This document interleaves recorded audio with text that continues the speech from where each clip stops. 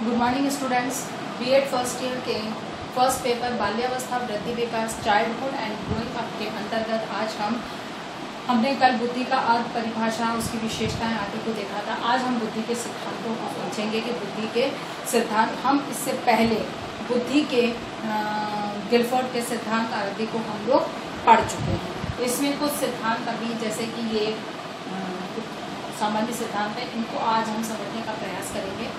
तो बुद्धि को, चूंकि बुद्धि को किसी एक निश्चित कहना चाहिए कि शब्द सीमा के अंदर परिभाषित नहीं किया जा सकता है, इसीलिए अलग अलग मनोवैज्ञानिकों ने अपने अपने तरीके से बुद्धि को परिभाषित करते हुए उसके सिद्धांतों के आधार पर बुद्धि को समझाने का प्रयास किया है कि बुद्धि क्या है। तो सबसे पहला सिद्धांत है कि बुद्धि द्विखंडीय सिद्धांत है, यानी कि बुद्धि के अंतर्गत दो खंड पाए जाते हैं।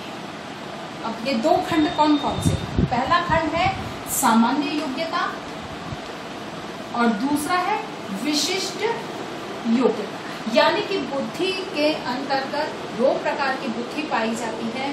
पहली है सामान्य बुद्धि और दूसरी है विशिष्ट बुद्धि। इस सिद्धांत के प्रतिपादक स्पेयरमैन थे। स्पेयरमैन ने कहा था कि बुद्धि में दो प्रकार के खंड में, एक सामान्य और एक बुद्धि, एक विशिष्ट। अब अगर इस चित्र को हम समझते हैं तो इसमें जैसे कि ये V है, V का मतलब गणितीय विशेषता, और ये है A, ये है शाब्दिक विशेषता।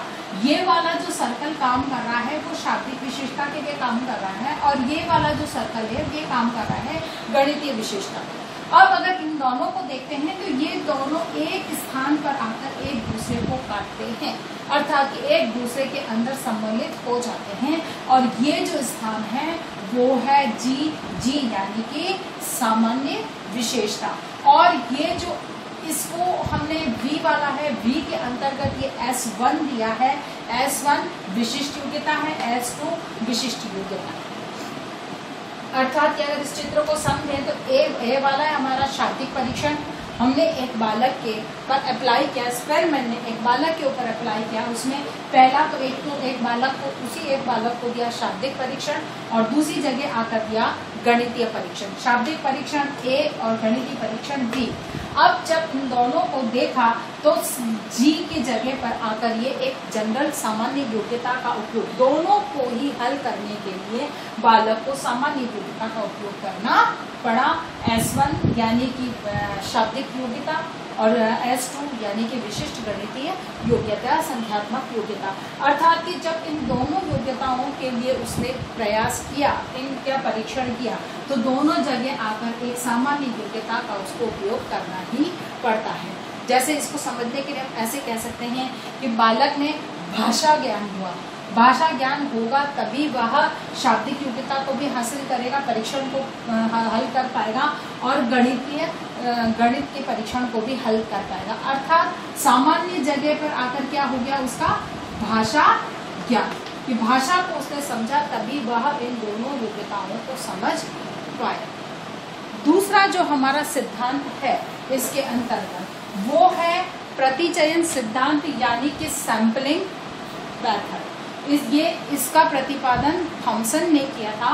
थॉमसन का मानना यह है कि हर व्यक्ति में स्वतंत्र योग्यताएं विद्यमान होती हैं, अर्थात कि ये कहा जाए कि व्यक्ति के अंदर का, उन्होंने स्पेयरमैन के जो विशिष्ट और सामान्य योग्यताएं हैं उन पर आगे अप्लाई करते हुए ये कहा कि हर व्यक्ति में स्वतंत्र योग्यताएं विद्यमान होती हैं, और इन्हीं स्वतंत्र योग्यताएं, ये ही स्वतंत्र योग्यताएं जो हैं वो अपने विस्तार क्षेत्र के अंदर सीमित रहती हैं।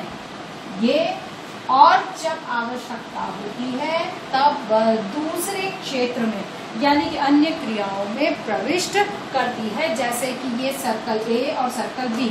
उन्होंने, थॉमसन ने इस चित्र के माध्यम से इसको समझाने का प्रयास किया कि जैसे सर्कल B बड़ा है, जिसके अंतर्गत कितने गोले हैं, 1 2 3 4 5 6 7 8 9 10 11। इसके अंदर 11 गोले हैं, छोटी योग्यताएं 11 हैं, मतलब किसमें सामान्य योग्यताएं कितनी है, 11 है B के अंदर, और A के अंदर 1 2 3 4 5 6 7 8, यानी कि इसके अंदर 8 सामान्य योग्यताएं, स्वतंत्र योग्यताएं विद्यमान हैं।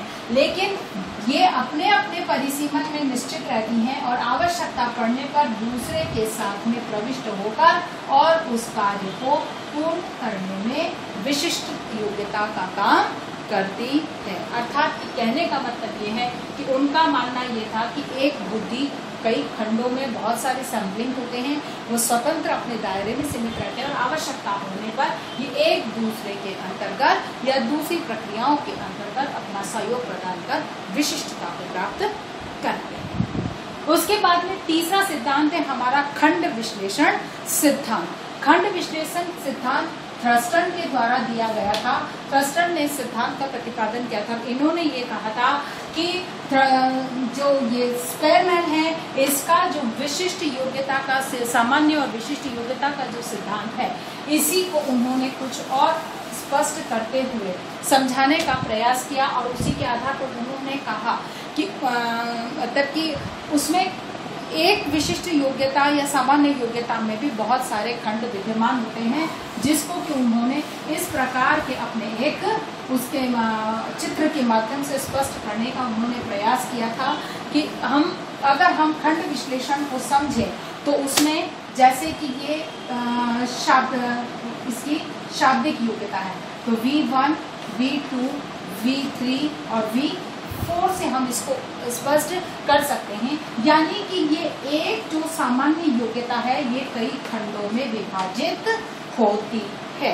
अर्थात कि ये किसी एक पद यानी कि एक बालक को उन्होंने दो टेस्ट लिए, एक पर वही है कि एक गणितीय और एक शाब्दिक, दोनों जगह यही था कि इसमें इन्होंने S1, S2, S3, S4 यानी कि बुद्धि कितने भी खंडों में अलग अलग खंडों में विभाजित होती है और दोनों ही चित्रों में ये एक पॉइंट है जहां पर कि सभी खंड एक जगह आकर आपस में मिलते हैं। अर्थात कि वे एक इस क्षेत्र जो स्पेयरमैन का है ये सामान्य योग्यता कहलाती है। स्पेयरमैन के अनुसार ये सामान्य योग्यता है और इसी सामान्य योग्यता के थर्स्टन के अनुसार ये अलग अलग खंड विभाजित हो जाते हैं। जब यही सामान्य योग्यता अलग अलग खंडों में विभाजित हो जाती है तब ये विशिष्ट योग्यता का रूप धारण कर देती है और इसी आधार पर उन्होंने बुद्धि के 7 खंड बताए हैं।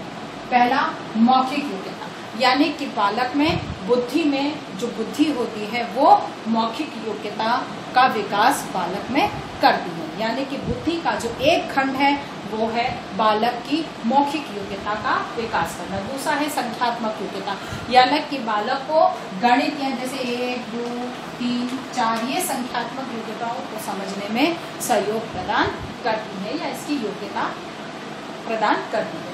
तीसरा जो बुद्धि का जो स्तर है या तीसरी जो बुद्धि है थर्स्टन के अनुसार जो तीसरा खंड है बुद्धि का वो है स्थानीय योग्यताएं, जिनको कि ये कहा है कि ये जितनी है ये स्थानीय योग्यताएं हैं, ये कि सामान्य योग्यताएं होती हैं जिसका कि होना अनिवार्य है।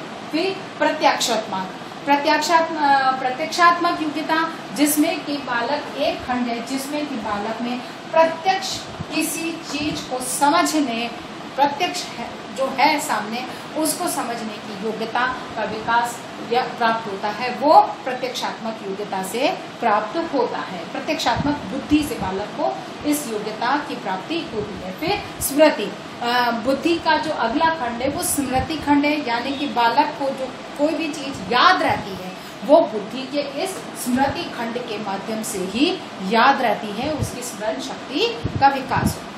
अगली जो है तर्क शक्ति, तर्क योग्यता, बालक जब तर्क करता है तो वो तर्क किसके माध्यम से, वो बुद्धि के इस तार्किक खंड के माध्यम से उसमें तर्क करने की योग्यता का विकास होता है। और अंतिम है शब्द प्रवाह यानी कि भाषा का विकास, शब्दों का उपयोग करना जो बालक सीखता है वो शब्द प्रवाह बुद्धि के माध्यम से सीखता है। आशा करती हूँ कि आपको ये बुद्धि के छोटे छोटे जो सिद्धांत है, एक खंडीय, प्रतिचयन और खंड विश्लेषण जो सिद्धांत है ये समझ में आया होगा। इसी के आधार पर आपको बुद्धि के एक खंड, द्विखंड और द्विखंड, प्रतिचयन और खंड विश्लेषण सिद्धांत को स्पष्ट कीजिए, ये प्रश्न करना है। और इसके बाद में आपको एक अंत अपनी बात खत्म करते हुए आपसे अनुरोध करना चाहूँगी कि आप लोग इस समय संपूर्ण विश्व एक वैश्विक महामारी की चपेट में है। इससे बचने का आप सब जानते हैं सबसे सरल उपाय यही कि इसके अभी तक कोई वैक्सीन डेवलप नहीं हुई है, इसका कोई ट्रीटमेंट हमारे पास नहीं है। तो इसके बचाव के सिर्फ कुछ सावधानियां हैं, उसको पालन करते हुए आप अपने आप को सुरक्षित रख सकते हैं। घर से बाहर निकलते समय आपके मुंह पर मास्क अवश्य होना चाहिए। भीड़ भरे इलाके में तो निश्चित रूप से मास्क को अच्छे से टाइट बांध के रखें। और बाद में अगर एक अकेले में हैं या एक आध जने के साथ है तब तो ठीक है, अदरवाइज मास्क अवश्य बांध के रखें। किसी भी वस्तु को छूते हैं बार बार अपने हाथों को सैनिटाइज या साबुन से हाथ अवश्य धोएं। और 6 इंच की दूरी आप आपस में बातचीत करते समय या किसी से भी संपर्क करते हैं तो 6 इंच की दूरी आवश्यक रूप से बनाए रखें। अपने आप को सुरक्षित रखें, महामारी से अपने आप को बचाए रखें। धन्यवाद।